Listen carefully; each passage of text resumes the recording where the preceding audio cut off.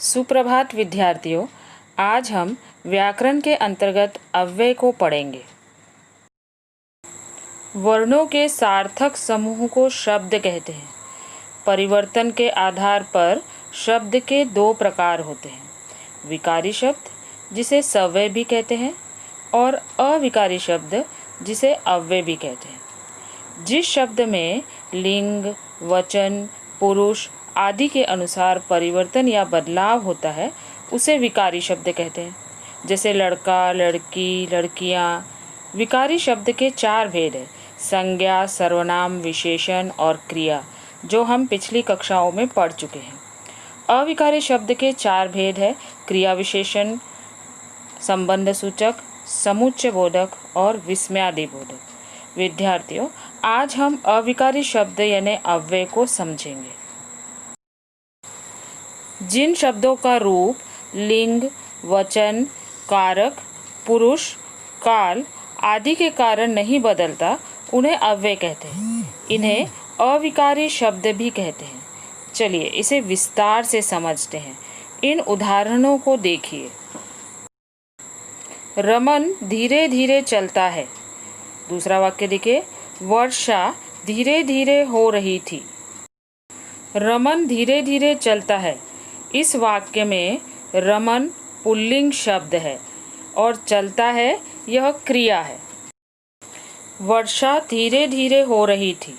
इस वाक्य में वर्षा स्त्रीलिंग शब्द है और हो रही थी यह क्रिया है।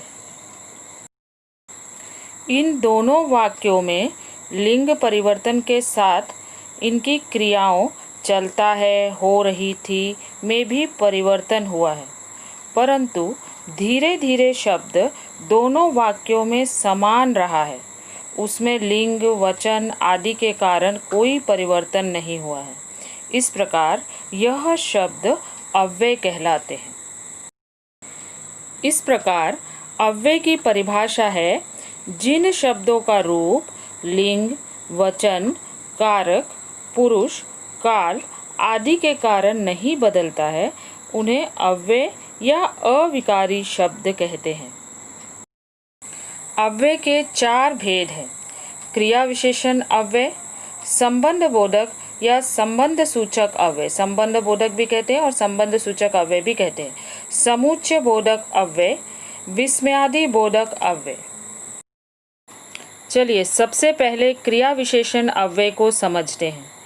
विद्यार्थियों, क्रिया विशेषण अव्यय को समझने के लिए इन वाक्यों को देखिए। मोहन रोज पढ़ता है। कछुआ धीरे धीरे चलता है। गमला ऊपर रखा है। इसमें पहले वाक्य में रोज शब्द पढ़ने का समय बता रहा है। दूसरे वाक्य में धीरे धीरे चलने का ढंग बता रहा है। इसी प्रकार तीसरे वाक्य में ऊपर शब्द गमले के रखने का स्थान बता रहा है। इस प्रकार रोज, धीरे धीरे, ऊपर ये शब्द किसी न किसी रूप में क्रिया की विशेषता बता रहे हैं। ये सभी शब्द क्रिया विशेषण अव्यय है। इस प्रकार क्रिया विशेषण अव्यय की परिभाषा है, जो शब्द क्रिया की विशेषता बताता है उसे क्रिया विशेषण अव्यय कहते हैं। विद्यार्थियों, क्रिया विशेषण अव्यय के चार भेद हैं, कालवाचक क्रिया विशेषण अव्यय, स्थानवाचक क्रिया विशेषण अव्यय, रीतिवाचक क्रिया विशेषण अव्यय, परिमाणवाचक क्रिया विशेषण अव्यय। तो ये क्रिया विशेषण के चार प्रकार हैं। प्रिय विद्यार्थियों, उम्मीद करती हूँ कि अव्यय का जितना भाग आपको समझाया गया आप सबको समझ आ गया होगा। समझाए गए अव्यय को परिभाषा और उदाहरण सहित लिखिए। आगे के अव्यय हम अगले वीडियो में पढ़ेंगे। धन्यवाद।